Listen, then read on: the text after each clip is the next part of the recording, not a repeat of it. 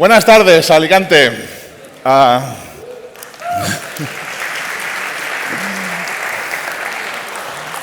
I'm MIQUEL, and yes, that is my real last name. It's pronounced Compagne, but, well, it brings me problems somewhere.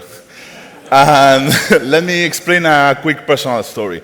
As you can see from the picture, I love riding motorcycles. Anybody here rides motorcycles? Only 1, 2, 3? I will explain you a little business I have aside later. So the thing I do most when riding motorcycles is going to navigational challenges. These challenges usually involve following a secret track around the mountains and roads and everything, and you have to follow the track by reading some paper notes or maybe some kind of devices. Last year, I took part in one of these challenges, but it turned out to be a complete disaster. The organization was poor, the track was really, really dangerous. I witnessed some accidents, like that one. I got lost several times, and by the end of the day, I was completely frustrated. And the thing is that there was an idea that struck me. I definitely could do it better. I could organize an event like that but way better. Some weeks later, a beautiful letter came into my home. It was basically this picture. Some green goblins on the road took this picture. Maybe it doesn't look like really high definition, but it was super expensive. You cannot imagine. I know it was my fault, but you know, I wanted to organize the event even more. Now, it was personal. Early today, Kadi explained us how to deal with procrastination when doing a side project. For me, my motivation was completely revenge. I wanted to do like Bender Rodriguez and create my own thing, but in this case, without the blackjack and the hookers.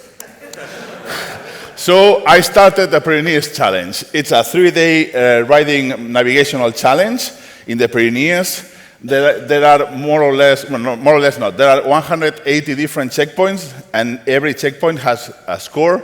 So people who go to the event will need to choose which checkpoints to do and try to maximize the amount of points they have at the end of the event. And if you can see, it's like a travel salesman problem, so it's basically that. And the thing is that for doing the tracking of those participants, I created a small mobile app, and also I wanted to check that they were not speeding like I did at that event, and also they follow rest periods. The tracking app will need to be universal. It needs to work on Android, iOS, but also in small tablets, old phones, new phones, or whatever device you can bring, it needs to work, and it needs to work hands-free. The idea is because you are riding, you cannot use the app. It will be private, and it will work always, no matter if it's day, night, sunny, windy, whatever. So with these requirements, I began to code. I didn't have any idea on how to create an app, but as Kadi told us this morning, it was a quite easy experience. I picked up React Native, Expo, and in about 2 or 3 weeks, I had my app ready to test. So the best way to test it was to take it to the open road. And I took it to my favorite road in the Pyrenees. This road is the D918 road in France. It's between the Col d'Aubisque and Col de Solor. And if you can see the red line, is this little stretch of road carved in the mountains. On the right side, you can see there is like a big wall of stones, and on the other side, a multi-hundred meters game over cliff. And there is something that you cannot see, but it's full of wildlife. You have cows, sheep, horses, cyclists, but there is something you cannot see, and there is no cell reception. Between the Col de Solor and Col d'Aubisque, not a single line of cell reception. And that was a problem for my app, because I was relying on a server to do nearly everything, to handle the scores, to handle the checkpoint visits, and all the shared information between the participants. And the problem is that in that part of the mountains, my app was completely useless. So I rode back home and tried to work on a fix. Basically, the first idea was to create a network client that was able to handle these reception issues and retry all the requests to the server, but that turned out to be a really bad idea. It looks simple in theory, but it's really, really difficult. There are lots of edge cases. You have to deal with partial connections. You have to deal with conflict resolution, caching, and, well, it's a complete mess. So I realized I needed a different approach. That's when I read this article, Local First Software, Your Own Data in Spite of the Cloud. It's a really old article written about 6 years ago by the people at inkandswitch.com, but it was completely eye-opening for me. The essay explains that local first software is about putting users in control of their data by storing it locally, and you can get offline access to it. You have privacy. At the same time, you make users own this data. And the good thing is that you can also make the users share the information across devices. So it's based on 7 ideas. First one, and probably one of the most important ones, no spinners. Because your app needs to work offline and you store everything in your device, you don't need to wait for a network. And then, at the same time, because you want to allow the users to sync between devices, you don't make this data trapped inside one device. As you can see, network is optional. Everything needs to work without network, and then if you want to sync it and you want to make users share it between them, you can rely on the network. And by enable this sharing of data between users, you make collaboration super, super easy and seamless. And at the same time, because you are storing everything in your device, data will be there for always, even though if my company closes, or if my project closes, or the cloud dies, data will be in your device. And because it's in your device, it will be secure and private, and you have control of that information. So basically, I went from this typical device server database, or in my case, device, multiple high availability servers and cloud thing, to the data is in the device, and I have only a server in place just to share information between that. And in my case, I went from several $100 per month of cost to $4. So, how? Local first is the way to go, but this only raised a bigger question. So how should I actually make it work? First thing I made was to make it work local. So I could bake syncing later. I choose Sustan because, well, I already used it on other projects, so I knew how to make it work. I relied on React Native async storage to store all the information on the device, and I took the road. Everything worked. My application was perfect, and I didn't have any more issues. But next, I wanted to do the sync part.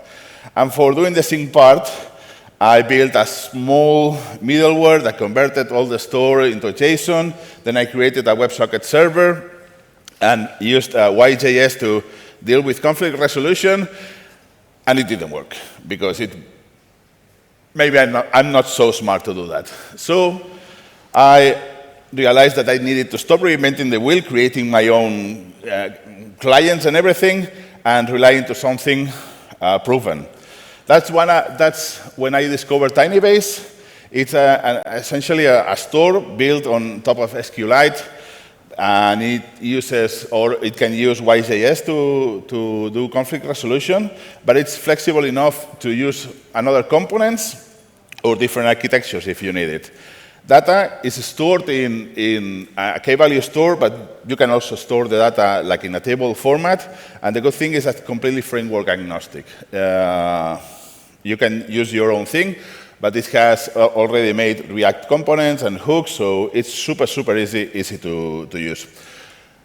Fortunately for me, it didn't took me too much to remove this Sustan implementation for Tinybase, and I could hit the road, and I went again to that special road, and it was perfect. It was working. That day, I took one device on my handlebar and 6 more on my jacket, and it worked perfect. Devices were syncing between them. Everything was working perfect.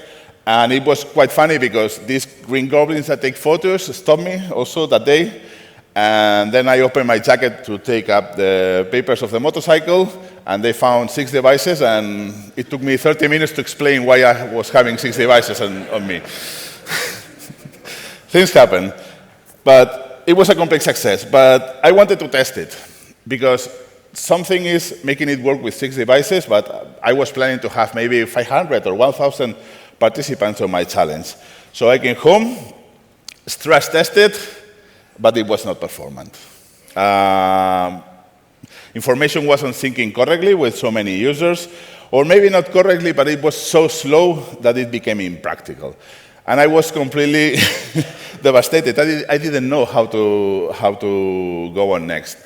The good thing is that later on I discovered that maybe the problem was not Tinybase. For sure, Tinybase could help you like in 95% of your use cases, and it was perfectly, but the way I stored the information or the way I modeled it, and especially the little hacks I needed to do to share this information across participants, made it fail for me.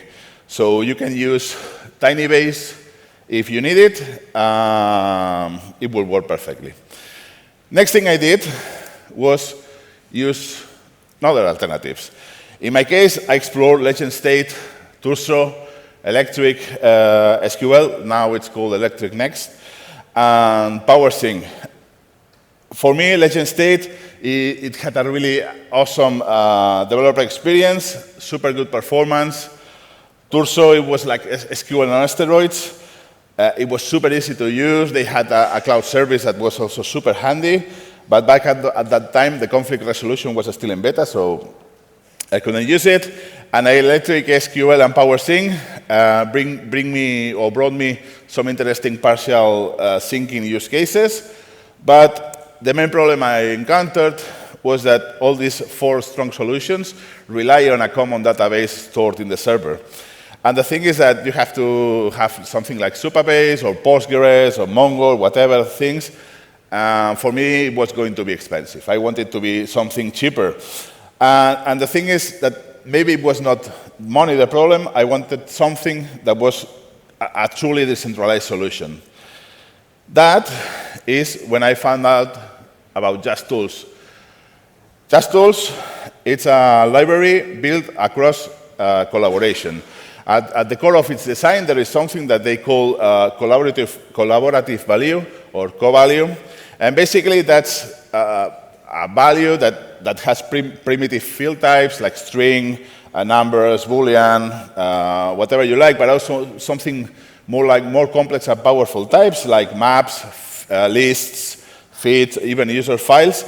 And what makes it special is that each collaborative value has sharing in super easy, and the thing is that you can define access to users and rules and everything super easy.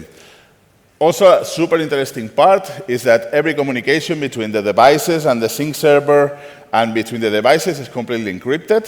The sync server stores the information on the server just to retrieve it later if you need it. And even that one is not stored in plain text, it's completely encrypted also.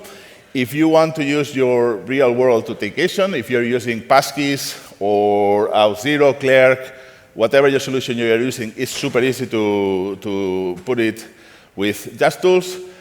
They are now offering, maybe I think it was like 2 or 3 weeks ago, cloud service, but you can self-host it if you need it for doing the syncing part. And the good thing is that it works on your mobile device, on your application, and if you are working with an API, you also can make it work there. So many of you are probably wondering, is this the last thing? Yes. Luckily for me, I found the right tool.